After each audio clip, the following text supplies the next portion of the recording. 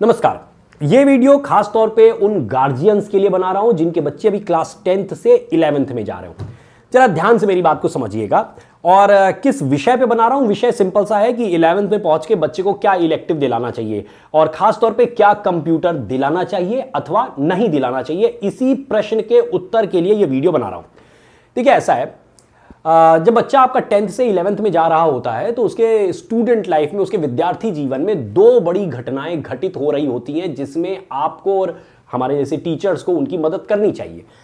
पहली जो घटना उसके जीवन में घटित हो रही होती है वो ये है कि अगर आप उसका पूरा नर्सरी से लेकर के 10th तक का पूरा सिलेबस उठा के देखिए, कोई भी किताब उठा के देखिए, तो वो पतली पतली सी किताबें होती है।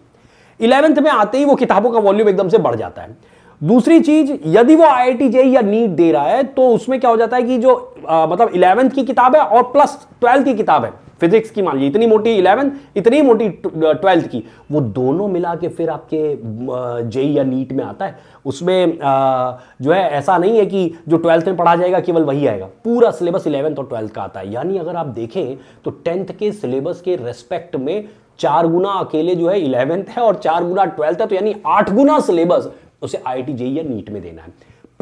उस प्रश्न पे आता हूं जिसके लिए वीडियो बन रहा है। प्रश्न यह है कि इलेक्टिव के रूप में कंप्यूटर लेना चाहिए कि नहीं। पहली बात एक अच्छे से समझ लीजिए, कंप्यूटर जो सब्जेक्ट है वो अपने आप में उसका भी उतना ही लोड होता है, उतना ही उस पर मेहनत करनी पड़ती है जितनी कि फिजिक्स में, केमिस्ट्री में, मैथ में या बायोलॉजी में आप करते हैं। तो कंप्यूटर में भी उतनी ही मेहनत करनी है। अब आप मेरी एकदम स्पष्ट बात सुनिए, यदि आपके बच्चे का लक्ष्य आगे IIT JEE या नीट निकालना है, हाँ, अगर केवल बोर्ड निकालना है तो भैया उसको जो अच्छा लगता है सब्जेक्ट उसको वो दिला दीजिए। लेकिन यदि उसका लक्ष्य IIT JEE अथवा नीट है तो मेरी राय है कि उसे कंप्यूटर जैसा सब्जेक्ट इलेक्टिव के रूप में नहीं चूज करना चाहिए, क्योंकि वो यदि कंप्यूटर को एक इलेक्टिव के रूप में लेता है तो वो अपने उस समय में से जो समय उसे डिवोट करना चाहिए अपने मेन सब्जेक्ट्स के लिए, क्योंकि भाई ना तो IIT JEE में ना ही नीट में कंप्यूटर कोई पूछा तो जाता नहीं, आप क्यों इलेक्टिव लेना चाहते हैं। उसके दो लॉजिक लोग बताते हैं। पहला लॉजिक बताते हैं कि भाई अगर बच्चा कंप्यूटर पढ़ के जाएगा 11th 12th में तो अगर कल को बीटेक करेगा तो उसमें उसको इससे थोड़ी हेल्प मिलेगी, एक लॉजिक ये बताते हैं। दूसरा लॉजिक ये बताते हैं कि अगर कंप्यूटर एज अ सब्जेक्ट लेके चलेंगे तो बोर्ड में कुछ नंबर ज्यादा मिल सकते हैं, और मैं ये दोनों ही लॉजिक गलत मानता हूं। पहली बात, अगर वो कंप्यूटर ना भी पढ़े तो भी बहुत सारे ऐसे सब्जेक्ट होते हैं। अगर मान लीजिए बीटेक उसने इलेक्ट्रॉनिक्स एंड कम्युनिकेशन में किया, मेरी चूंकि ब्रांच वही रही है बीटेक में, तो उसमें बहुत सारे दूसरे भी ऐसे सब्जेक्ट होते हैं, like for example radar system हम लोगों ने पढ़ा, कंट्रोल सिस्टम हमने पढ़ा, हमने इलेक्ट्रोमैग्नेटिज्म पढ़ा, हमने और भी ऐसे सब्जेक्ट पढ़े जिनके बारे में हमें 11th 12th में बहुत कम पढ़ाया गया। इलेक्ट्रोमैग्नेटिज्म फिर भी थोड़ा बहुत पढ़ाया जाता है लेकिन उसमें पूरी यूनिट बन जाती है। इसी तरीके से और भी कई सब्जेक्ट हम लोगों ने पढ़े जिसके बारे में तो हमें इधर 11th 12th में कुछ पढ़ाया ही नहीं गया, फिर भी हम वहां पहुंचते हैं तो प्रोफेसर जो हैं, जो काफी उस विषय पे उनकी रिसर्च है, वो हमें वो सारे सब्जेक्ट पढ़ाते हैं और हम लोग सीख जाते हैं। तो उसी तरीके से कंप्यूटर भी सीख जाएंगे। तो आप कंप्यूटर का लोड बिना वजह 11th 12th में बच्चे को मत दीजिए। उसको वो समय जो है वो बहुत ही प्रीसियस टाइम है, क्योंकि भाई उसको JEE अगर दे रहा है तो उसे 12th के साथ ही एक अटेम्प्ट देना है और एक 12th के बाद दे सकता है, 2 ही अटेम्प्ट है उसके पास।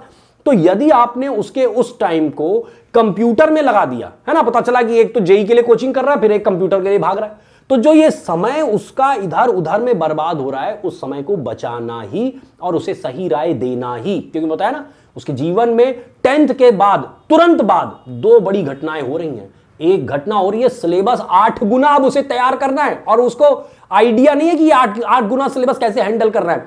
उसमें इलेक्टिव अगर आपने इतना हैवी पकड़ा दिया जिसका वेटेज अपने आप में, जिसके लिए मेहनत उतनी ही करनी है जितनी कि आप फिजिक्स केमिस्ट्री मैथ में करने वाले उतनी कंप्यूटर में करनी है, तो भैया जबरदस्ती उसको ओवरलोड क्यों कर रहे हैं, है ना। तो इसलिए पहला लॉजिक ये कि कंप्यूटर से बीटेक में मदद मिलेगी, ये एकदम ही इलॉजिकल चीज है, ये कोई लॉजिकल बात नहीं। दूसरी बात, आप कह रहे हैं कि हो सकता है कंप्यूटर अगर अच्छे से पढ़ेगा तो उसमें स्कोरिंग ज्यादा हो सकता है।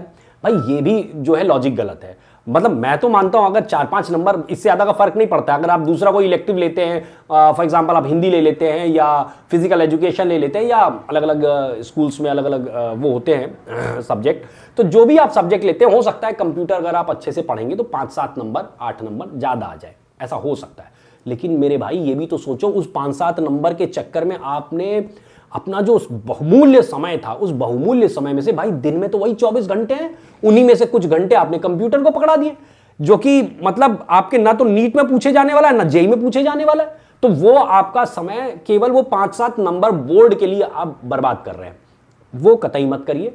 अगर 1-8% नंबर बोर्ड में कम भी आ जाएंगे तो आपके कैरियर पे कोई फर्क नहीं पड़ने वाला है, लेकिन अगर आप जेई या नीट निकाल लेंगे तो आपके कैरियर नहीं, आपकी पूरी लाइफ पे फर्क पड़ जाने वाला है। इसलिए सोच समझ के निर्णय लीजिए। मेरी अपनी व्यक्तिगत राय यही है कि यदि आपके बच्चे का लक्ष्य आईआईटी जेई या नीट जैसा कोई बड़ा एग्जाम है तो उसे 11th-12th में इलेक्टिव के रूप में कंप्यूटर कतई मत दिलाइए। ये उसके लिए एक ओवरलोड का काम करने लगेगा और उसका जो मेन रिजल्ट है उसको हैम्पर करेगा।